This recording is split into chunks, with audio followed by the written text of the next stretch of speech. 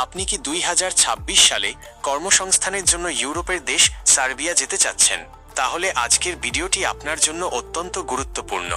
Serbia সরকার তাদের work permit এবং visa প্রক্রিয়ায় 2026 সাল থেকে বেশ কিছু বড় পরিবর্তন এনেছে।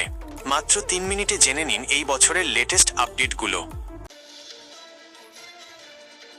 2026 সালের সবচেয়ে বড় পরিবর্তন হল ইউনিফাইড পারমিট সিস্টেম।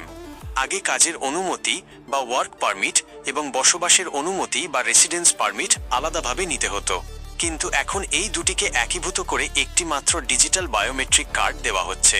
অনলাইনে আবেদন করার পর এখন মাত্র 15 কর্মদিবসের মধ্যেই এই পারমিট ইস্যু করা হচ্ছে, যা আগে অনেক সময়সাপেক্ষ ছিল।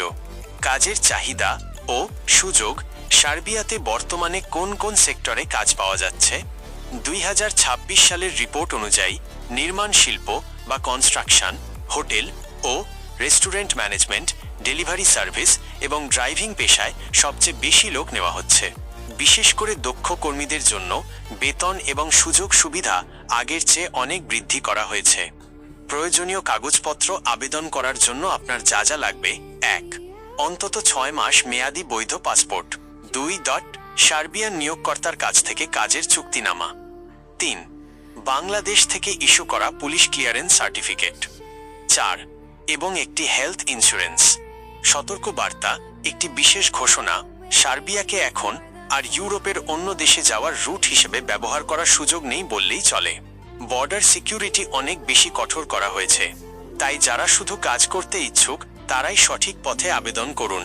কোনো দালালের খপ্পরে না পড়ে সরাসরি অনুমোদিত এজেন্সির মাধ্যমে নিজের কাগজপত্র যাচাই করুন। এই ছিল 2026 সালের সার্বিয়া ওয়ার্ক পারমিট নিয়ে সর্বশেষ তথ্য। ভিডিওটি ভালো লাগলে লাইক দিন এবং প্রবাস সংক্রান্ত সঠিক খবর সবার আগে পেতে আমাদের channel point news Bangla subscribe করে রাখুন। দেখা হবে পরবর্তী ভিডিওতে।